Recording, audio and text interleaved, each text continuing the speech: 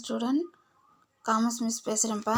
இன்றைக்கி வந்து என்ன பார்க்க போகிறோன்னு சொல்லி பார்த்தீங்கன்னாக்கா இன்டர்நேஷ்னல் பிஸ்னஸோட மீனிங் பார்த்தோம். இப்போ வந்து என்ன பார்க்க டெஃபினேஷன் வந்து பார்க்க போகிறோம். சரியா? மீனிங் ஃபஸ்ட்டு என்னன்னு சொல்லி பார்த்துக்கலாம். International business denotes all those business activity which take place beyond the geographical limit of the country. It involves not only the international movement of goods and service, but also of capital, personal, technology and intellectual property like patent, trademark, how and copyrights அப்படிங்கிறாங்க. என்ன வந்து சொல்கிறாங்கன்னு சொல்லி பார்த்தீங்கன்னா, பன்னாட்டு வணிகம் என்பது நாடுகளின் புவியியல் எல்லைகளை கடந்து நடைபெறும் அனைத்து வகையான நடவடிக்கை குறிக்கிறது. ஜியாகிரபிக்கல் என்னது லிமிட்டை தாண்டி என்ன ஆகுதுன்னு பார்த்தீங்கன்னா நடக்கக்கூடிய டிரான்சாக்ஷனை தான் என்னென்ன ஆக்டிவிட்டியை தான் பிஸ்னஸ் ஆக்டிவிட்டியை தான் என்னென்னு சொல்லி சொல்கிறாங்க இன்டர்நேஷ்னல் பிஸ்னஸ் அப்படிங்கிறாங்க. சரியா? இது சரக்கு மற்றும் சேவைகளின் பரிமாற்றம் மட்டுமல்லாமல் மூலதனம், பணியாளர்கள், தொழில்நுட்பம், சரியா, தொழில்நுட்பம், காப்புரிமை, வணிகக்குறி, அறிவுசார் உரிமை மற்றும் பதிப்புரிமைகள் உள்ளடக்கியது. இது எல்லாத்தையும் என்ன பண்ணியிருக்குன்னு சொல்லி பார்த்தீங்கன்னா இதில் வந்து இன்வால்வ் வந்து ஆகியிருக்குது அப்படிங்கிறாங்க. சரியா? அதே நெக்ஸ்ட்டு பார்த்தீங்கன்னாக்கா டெஃபினேஷன் பாருங்கள். ரோஜர் பெனட், சரியா, ரோஜர் பெனட் அவங்க வந்து டிஃபைன் பண்ணியிருக்கிறாங்க. International business involve commercial activity, சரியா, கமர்ஷியல் வணிகம், சரியா, வணிக நடவடிக்கையை வந்து என்ன பண்ணியிருக்கு, அது வந்து இன்வால்வ் வந்து பண்ணி வந்து இருக்குது. Activities that cross national Frontiers அப்படிங்கிறாங்க. சரியா? அதேமாதிரி என்ன சொல்கிறாங்கன்னாக்க தமிழில் ரோஜர் பெனட் கூற்றுப்படி நாட்டின் எல்லைகளை கடந்து நடைபெறும் அனைத்து வணிக நடவடிக்கையே பன்னாட்டு வணிகம் ஆகும். சரியா? நம்ம நாட்டோட எல்லைகளை தாண்டி என்ன பண்ணி நடைபெறும் அனைத்து எல்லா பிஸ்னஸ் டிரான்சாக்ஷனையும் என்னன்னு சொல்லி சொல்கிறாங்க இன்டர்நேஷ்னல் பிஸ்னஸ், சரியா, பன்னாட்டு வணிகம் அப்படிங்கிறாங்க. அடுத்தது according to John T Daniel, சரியா, டேனியல் அண்டு என்னது லீ ஹெச் ரேப்டப் அவங்க வந்து என்ன சொல்லியிருக்காங்க பார்த்தீங்கன்னா international business is all business transaction private, அதே மாதிரி பார்த்தீங்கன்னாக்கா என்னன்னு சொல்லிட்டு private and governmental the involve 2 or more countries, சரியா, 2 or more countries. Private companies undertake such transaction for privates government may or may not to the some in the transaction அப்படிங்கிறாங்க. John T Daniel மற்றும் VH ரேட்டப் அவர்களின் கூட்டுப்படி பன்னாட்டு வணிகம் என்பது 2 அல்லது அதற்கு மேற்பட்ட நாடுகளில் நடைபெறும் வணிக நடவடிக்கைகள் ஆகும். சரியாப்பா? 2 or more country, சரியா, 2 or more countryயில் வந்து நடக்கக்கூடிய பிஸ்னஸ் டிரான்சாக்ஷனை தான் என்னன்னு சொல்லி சொல்கிறாங்க இன்டர்நேஷ்னல் பிஸ்னஸ், பன்னாட்டு வணிகம் அப்படிங்கிறாங்க. அடுத்தது பார்த்தீங்கன்னாக்கா என்னன்னு சொல்லிட்டு இதில் method of conducting international business, method of conducting international business, பன்னாட்டு வணிகத்தில் ஈடுபடுவதற்கான வழிமுறைகள். சரியா? இதில் வந்து ஃபஸ்ட் ஒன்று என்னென்னு பார்த்தீங்கன்னா எக்ஸ்போர்ட்டிங் அண்டு இம்போர்ட்டிங், சரியா, எக்ஸ்போர்ட்டிங் அண்டு இம்போர்ட்டிங் சொல்லி கொடுத்துருக்காங்க.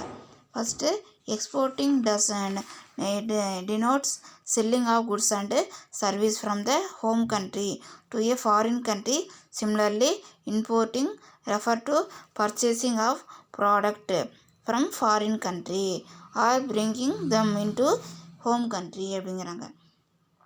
சரியாப்பா? எக்ஸ்போர்ட்டிங் அண்டு இம்போர்ட்டிங் அதில் வந்து என்ன கொடுக்குறாங்கன்னு சொல்லி பார்த்தீங்கன்னா ஏற்றுமதி மற்றும் இறக்குமதி, பன்னாட்டு வணிகத்தில் என்ன பண்ணுறாங்க ஈடுபடும் வழிமுறைகள், method of conducting international business. அதில் ஃபஸ்ட் ஒன்று என்னென்னு பார்த்தீங்கன்னா பன்னாட்டு வணிகத்தில் ஈடுபடுவதற்கான சில வழிமுறைகள் இங்கே குறிப்பிடப்பட்டுள்ளது. ஏற்றுமதி மற்றும்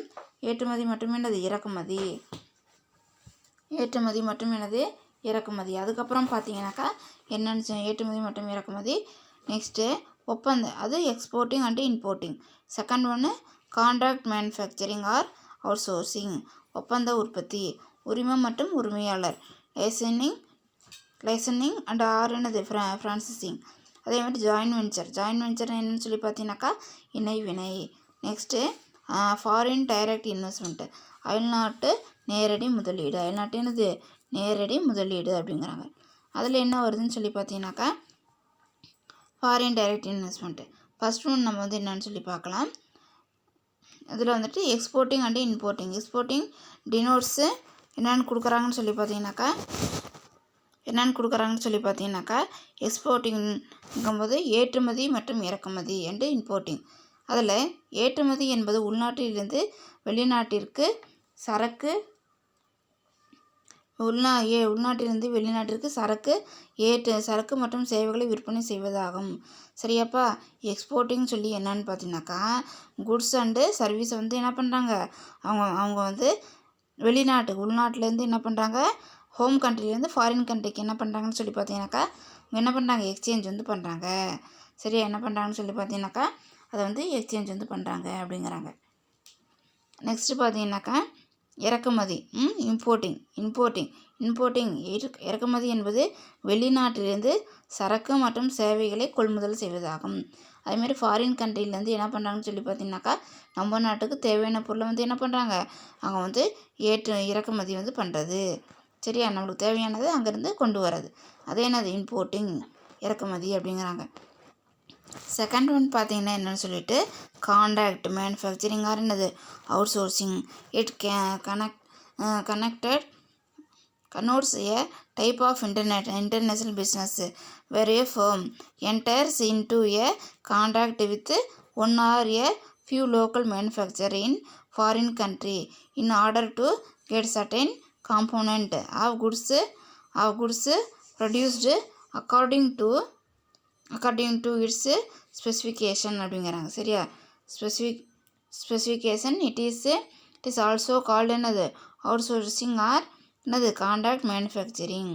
ஒப்பந்த உற்பத்தி. ஒரு வெளிநாட்டு நிறுவனம் தான் உற்பத்தி செய்யும் பொருட்களின் சில உதிரி பாகங்களை தன்னுடைய தேவைக்கு ஏற்ப உற்பத்தி செய்வதற்கு அல்லது அதற்கு மேற்பட்ட உள்ளூர் உற்பத்தியாளர்களுடன் ஒப்பந்தம் செய்து கொள்வதாகும். கான்ட்ராக்ட் அப்படின்னு சொல்லி பார்த்தீங்கன்னாக்கா என்னன்னு சொல்லிட்டு ஒரு வெளிநாட்டு நிறுவனத்தோட தான் வந்து உற்பத்தி செஞ்ச பொருளை வந்து உதிரி பாகங்களை வந்து என்ன பண்ணுறாங்க, தன்னோட தேவைக்காக என்ன பண்ணுறாங்கன்னு சொல்லி பார்த்தீங்கன்னாக்கா அவங்க வாங்குறதுக்கு இல்லாட்டி விற்கிறதுக்கு என்ன பண்ணுறாங்கன்னு சொல்லி பார்த்தீங்கன்னாக்கா பொருளை வந்து வாங்குறதுக்கு விற்கிறதுக்கும் ஒப்பந்தம் வந்து செய்கிறதுக்கு தான் என்னன்னு சொல்கிறாங்க கான்ட்ராக்ட் மேனுஃபேக்சரிங் அப்படிங்கிறாங்க. Contract manufacturing. சரியா? ஒப்பந்தம் செய்து கொள்வதாகும். இதற்கு என்னன்னு சொல்லி சொல்கிறாங்கன்னா இதற்கு வெளியாட்களிடம் பணியை ஒப்படைப்பது புறத்திறனீட்டல் அவுட் சோர்சிங் என்று பெயர். சரியா? இந்த வேலையை வந்து என்ன பண்ணுறாங்க, அவுட் சைடர்கிட்ட வந்து என்ன பண்ணுறாங்கன்னு சொல்லி பார்த்தீங்கன்னா அவங்களுக்கு வந்து கொடுத்துட்றாங்க. அந்த ஒர்க்கை வந்து செஞ்சு முடிங்கன்னு சொல்லி ஒர்க்கை வந்து என்ன பண்ணுறாங்க அவங்க கையில் வந்து கொடுத்துட்றாங்க. அதுக்கு பேர் தான் என்னன்னு சொல்கிறாங்கன்னு சொல்லி பார்த்தீங்கன்னாக்கா என்னது அவுட் சோர்சிங். சரியா? அவுட் சோர்சிங் என்னது புறத்திறனீட்டல். ஒரு வேலையை வந்து தேர்டு பார்ட்டிகிட்ட அந்த நிறுவனம் வந்து மூணாவது நபர்கிட்ட என்ன பண்ணிடுறாங்க வேலையை வந்து ஒப்படைச்சா அதுக்கு பேர் என்னது அவுட் சோர்சிங் புறத்திறனீட்டல் அப்படின்னு சொல்லி பேர். ஓகேவா? நெக்ஸ்ட்டு பார்த்தீங்கன்னாக்கா லைசன்சிங் அண்டு ஃப்ரான்சைசிங்னாக்கா தமிழில் வந்துட்டு என்னன்னு சொல்லி பார்த்தீங்கன்னாக்கா உரிமம் மற்றும் உரிமையாளர். உரிமையாளர். இதில் வந்து என்ன சொல்கிறாங்கன்னு சொல்லி பார்த்தீங்கன்னாக்கா மற்றும் உரிமம் வழங்குதல். Licensing is a contractual agreement wherein one firm grant access to its plant, trade secret or technology to another firm is a foreign country for a few called royalty. Example, MC Donald Pizza Hut is called licensors or franchisor, and the other firm to whom the license is granted is called licensee or another franchisee அப்படிங்கிறாங்க. உரிமம் வழங்குதல். ஒரு நிறுவனம் வெளிநாட்டு நிறுவனத்தோடு செய்து கொண்ட ஒப்பந்தப்படி தன்னுடைய இயந்திரம் வியாபார ரகசியம் மற்றும் தொழில்நுட்பத்தை பயன்படுத்த கட்டண அடிப்படையில் அனுமதி அளிக்கிறது. சரியா? அவங்க வந்து என்ன பண்ணுறாங்கன்னு சொல்லி பார்த்தீங்கன்னாக்கா ஒப்பந்த அடிப்படையில் தன்னுடைய வியாபார ரகசியம் மற்றும் தொழில்நுட்பத்தை பயன்படுத்த கட்டண அடிப்படையில் அனுமதி அளிக்கிறது. உதாரணம், மெக்டொனால்டு பீஸா ஹாட்டு அவ்வாறு அனுமதி வழங்கும் நிறுவனம் உரிமை வழங்குபவர் என்று அனுமதி வழங்கப்படும். அதே மாதிரி நிறுவனம் உரிமம் பெறுபவர் லைசன்சி என்று அழைக்கப்படுகிறார். சரியா? லைசன்சி அப்படின்னு சொல்லி பார்த்தீங்கன்னாக்க என்னன்ட்டு ஒரு நிறுவனம் இருக்குது, வெளிநாட்டு நிறுவனத்தோட என்ன பண்ணிருக்கு, ஒப்பந்தம் பண்ணியிருக்கிறாங்க. அவங்க தன்னோட இயந்திரம், வியாபார ரகசியம் மற்றும் தொழில்நுட்பங்களை பயன்படுத்துறதுக்காக கட்டணம், ராயல்ட்டி, சரியா, அடிப்படையில் என்ன பண்ணுறாங்க, நீங்கள் பயன்படுத்திக்கலாம்னு சொல்லி அவங்களுக்கு அனுமதி கொடுக்குறாங்க. அறிமுகம் செய்கிறதுல அனுமதி கொடுக்குறாங்க. சரியா? அனுமதி கொடுத்து அவங்களுக்கு ரைட்ஸை என்ன பண்ணுறாங்க, மாற்றி கொடுக்குறாங்க. அதுக்கு பேர் தான் ராயல்ட்டிங்கிறாங்க. எக்ஸாம்பிள் பார்த்தீங்கன்னாக்கா இந்த எம்சி டொனால்டு, சரியா, மெக்டொனால்டு, சரி, எம்சி மெக்டொனால்டு, அதேமாதிரி பார்த்தீங்கன்னாக்கா பீஸா ஹாட்டு, இது மாதிரி என்ன பண்ணலான்னு சொல்லி பார்த்தீங்கன்னாக்கா நம்ம எக்ஸாம்பிள் சொல்லலாம். அதேமாதிரி உரிமையை யார் கொடுக்குறாங்களோ அவங்க யார், லைசன்சர். அதேமாதிரி யார் வாங்குறாங்களோ அவங்க யார், லைசன்சி அப்படின்னது என்ன பண்ணுறாங்க, அவங்கள சொல்கிறாங்க. அதேமாதிரி ஜாயின்ட் வெஞ்சர்னா யார், இணை வினை அப்படிங்கிறாங்க. A joint venture is a business agreement wherein parties agreement to develop a new entity and asset subscribing to equity shares and thereby exercising control over enterprises and consequently sharing revenue expenses and the asset. It can be established under 3 different way, namely அப்படிங்கிறாங்க. சரியாப்பா? இணைவினை என்பது ஒன்றுக்கு மேற்பட்ட நிறுவனங்கள் இணைந்து பங்குகள் மற்றும் புதிய நிறுவனத்தை உருவாக்க ஒப்புக்கொள்ளும் உடன்பாடு. 2 or more country, சரியா, என்ன பண்ணுறாங்கன்னா பார்த்தீங்கன்னா 1 or more country, சரியா, 1 or more country என்ன பண்ணுறாங்க, ஒன்றா சேர்ந்து ஒரு கம்பெனியை கிரியேட் பண்ணுறதுக்காக என்ன பண்ணுறாங்க, அவங்க ஒரு அக்ரிமெண்ட் போட்டுக்கிறத என்னங்கிறாங்க, ஜாயின்ட் வெஞ்சர், இணைவினை. அதே மாதிரி மேலும் இவை வருவாய் செலவுகள் மற்றும் சொத்துக்களை பங்கிட்டுக் கொள்கின்றனர். சரியா? இவங்க ரெவன்யூ அண்ட் எக்ஸ்பென்சஸ்ஸை அண்ட் அசட்டை என்ன பண்ணிக்கிறாங்க, அவங்க ஷேர் பண்ணிக்கிறாங்க, பிரிச்சுக்கிறாங்க. ஓகேவா? அதே மாதிரி இது 3 வழிகளில் உருவாக்கப்படலாம். இதை என்னவா பண்ணுறாங்க, 3 டைப்பாக அது இருக்குதுங்கிறாங்க. அது ஃபர்ஸ்ட் ஒன்று என்னன்னு சொல்லி பார்த்தீங்கன்னாக்கா, foreign investor buying and interest in local company. சரியா? லோக்கல் கம்பெனி, அயல்நாட்டு முதலீட்டாளர்கள் உள்நாட்டு நிறுவனத்தில் பங்கு பெறலாம். சரி, அயல்நாட்டு ஃபாரின் இன்வெஸ்டர் என்ன பண்ணலாம், லோக்கல் கம்பெனியில் என்ன பண்ணலான்னு சொல்லி பார்த்தீங்கன்னாக்கா அவங்க பங்கு பெறலாம் அப்படிங்கிறாங்க.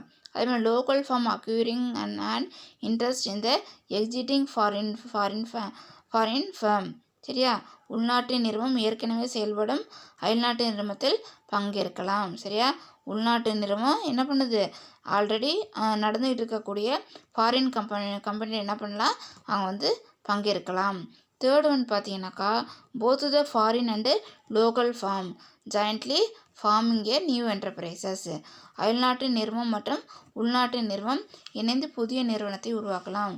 சரியா? அதேமாதிரி ஃபாரின் கம்பெனி, அதேமாதிரி என்ன பண்ணுறாங்க, லோக்கல் கம்பெனி, 2 பேரும் சேர்ந்து ஜாயிண்ட்டாக என்ன பண்ணலாம், நியூ என்டர்பிரைசஸ் என்ன பண்ணலாம்னு சொல்லி பார்த்தீங்கன்னாக்கா அவங்க ஆரம்பிக்கலாம் அப்படிங்கிறாங்க.